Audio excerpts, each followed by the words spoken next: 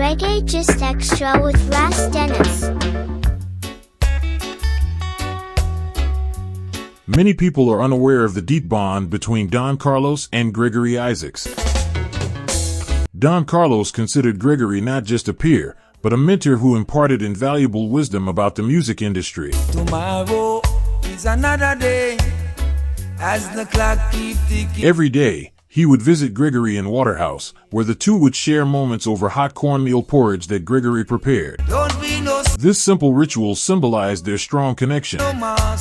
According to Don Carlos, when Gregory tragically fell into the grips of addiction, he began to withdraw, acting as if he no longer recognized Don Carlos. I say,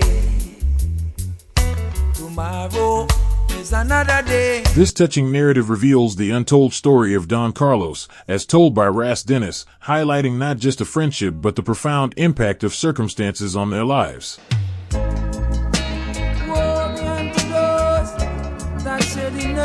Don Carlos, originally named Ewan Spencer, emerged from the heart of Western Kingston, Jamaica, specifically a district famously known as Waterhouse. This vibrant area has given rise to legendary reggae talents such as King Tubby, Black Uhuru, the Jays, Junior Reid, and King Jammy.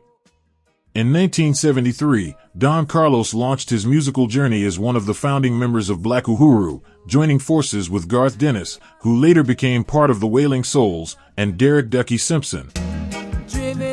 With his powerful voice, Don took the lead on the celebrated album Love Crisis, produced by Prince Jammy in 1977. This iconic album was later retitled Black Sounds of Freedom, further solidifying its place in reggae history. After achieving groundbreaking success as part of the trio, Don Carlos made the bold decision to leave Black Uhuru and pursue a solo career.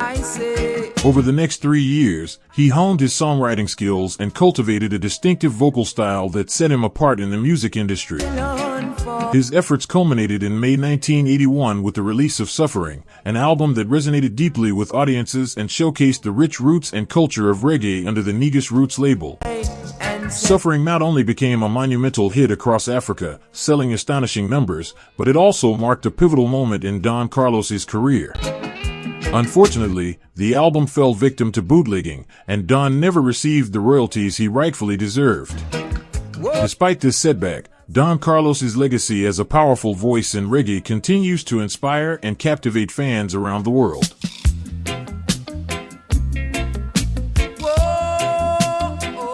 In a revealing interview with Stephen Cooper, Don Carlos was asked whether he was still pursuing the money owed for his album or if he had moved on. Carlos confidently responded that he has indeed moved on, noting that most of the producers who took advantage of him are now left with nothing. They no longer reap any rewards from the money they once earned. Following the release of his groundbreaking 1981 album Suffering, Don joined forces with Goldie, his loyal sidekick, co-writer, and backup vocalist. Together, they captivated audiences and built an unwavering fan base through relentless touring and a string of impressive albums. Their collaborative works, such as Harvest Time, Day to Day Living, and Them Never Know a Natty Dread Have Credentials, all launched in 1982, showcased their incredible talent. They followed up with Spread Out, also known as Laser Beam, which features standout tracks from their extensive catalog. Other notable albums include Never Run Away, 1984, Just a Passing Glance, 1985, and 7 Days a Week, 1998. Unfortunately, their journey was marred by tragedy when Goldie was shot and left crippled, forcing him out of the music industry. Despite this setback, Don Carlos continues to push forward, embodying the resilience of true artistry.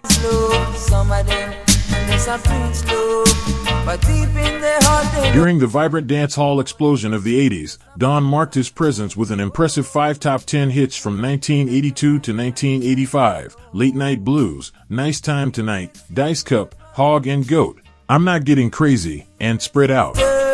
Today, he continues to deliver powerful, melodic roots reggae that resonates with fans. In an insightful interview with Stephen Cooper, Don reflected on the profound influence of reggae icons Dennis Brown and Gregory Isaacs on his career. He spoke highly of Dennis Brown, calling him one of the humblest singers he has ever encountered. In contrast, he regarded Gregory Isaacs as his mentor, a guiding force who shared invaluable lessons about the music industry. Whenever Don visited Gregory in the Waterhouse district of West Kingston, the two would enjoy a warm bowl of cornmeal porridge together, a simple yet meaningful act that deepened their bond. According to Don, as Gregory sadly became entangled in drugs, he began to distance himself from Don, perhaps overwhelmed by shame. If they see their brothers, this shift is a touching reminder of the struggles that often accompany fame and addiction, highlighting the complexities of their relationship. make one step. Don's journey, intertwined with these reggae legends, serves as a testament to the enduring power of music and mentorship.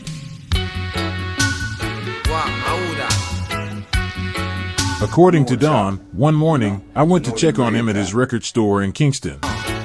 It was early in the day when I saw Gregory Isaacs talking to a DJ. I need to get some I stood across the road, waiting for them to finish their conversation. on my door. While I was waiting, Gregory walked over to me, holding a spliff. With the spliff in his hand, Gregory said, "Carlos, I would offer you a smoke from this, but this isn't for you, you hear? This is not for you." At the time, I didn't fully understand what he meant, as I didn't know much about drugs back then. Don said he would have taken it if he had given it to him because Gregory was like his brother. It's important to note that Gregory Isaacs struggled with drug addiction issues, similar to Dennis Brown. Isaacs's addiction took a serious toll on his voice, leading to the loss of most of his teeth, a stark reminder of the harsh realities of substance abuse. In 2007, he candidly reflected on his experiences, saying, "Drugs are a debasing weapon. It was the greatest college ever, but the most expensive school fee ever paid, the cocaine high school. I learned everything, and now I've put it aside." Tragically, Gregory Isaacs lost his life on October 25, 2010, after a courageous fight with lung cancer.